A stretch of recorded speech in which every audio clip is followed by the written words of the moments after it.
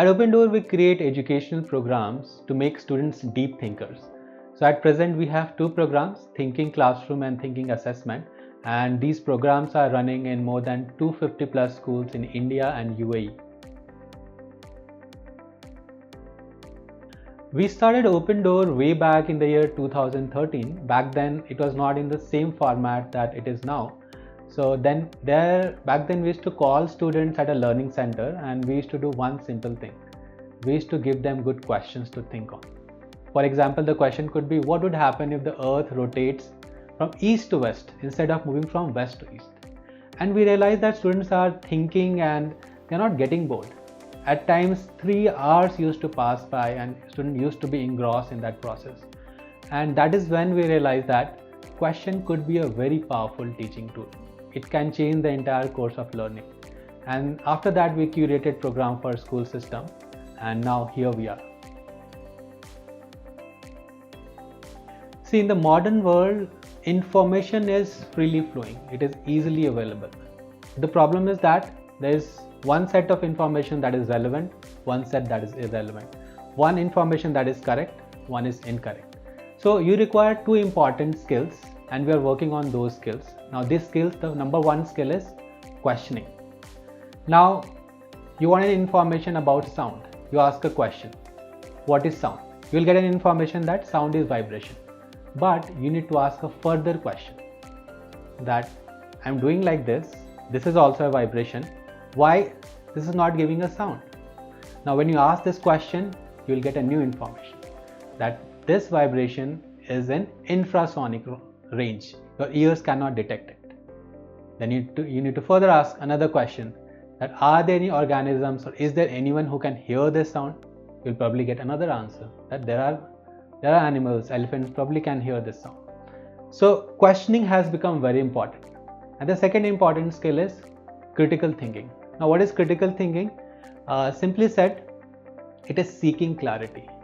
Now we have two information, one relevant, one irrelevant. It is a critical thinking skill that will tell you which is a good information. And this skill is very important in today's world. So we at Open Door as a whole are building products solely to develop these two skills among school students. Philosophy behind good questions are multifold. So one general philosophy that everyone follows is that it should target a misconception. But at Open Door, we have 2-3 more ideas behind a good question. So the other one being is, question should act as a learning and teaching tool. It should not just assess students. So I'll give an example. My favorite question is, can you get heat energy from ice? The moment you ask this question, students begin to think. Even if they are able to answer, even if they are able to arrive at the right answer, they went through that process of thinking and they learned something new. They learned a new way to look at the heat phenomena. So this is one. And the second philosophy that we have is, the question should make them appreciate the concept.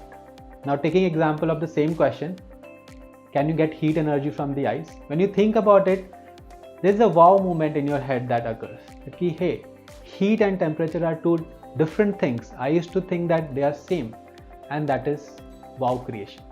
So there are three things that we look in a good question. One is, it should target a misconception, it should act as a teaching tool, and it should make students appreciate the concept. But at times question can handle at least one of these parameters. We call it a good question.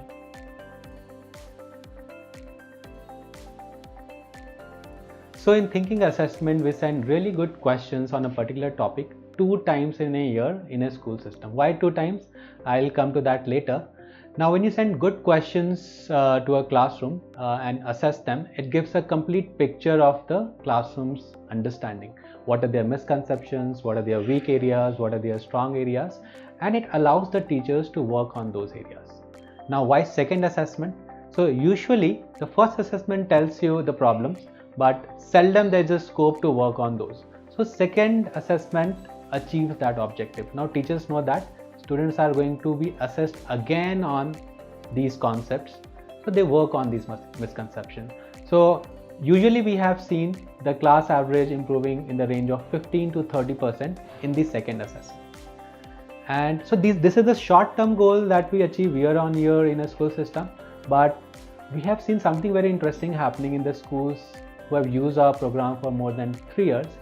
So in those schools, teachers, when they walk in the classroom, they know that open door assessment is going to ask fundamental and conceptual questions. So now they have curated the lesson plan or the classroom delivery in such a way that they target the fundamental. They think about the concept, they think about the misconception before the assessments are conducted.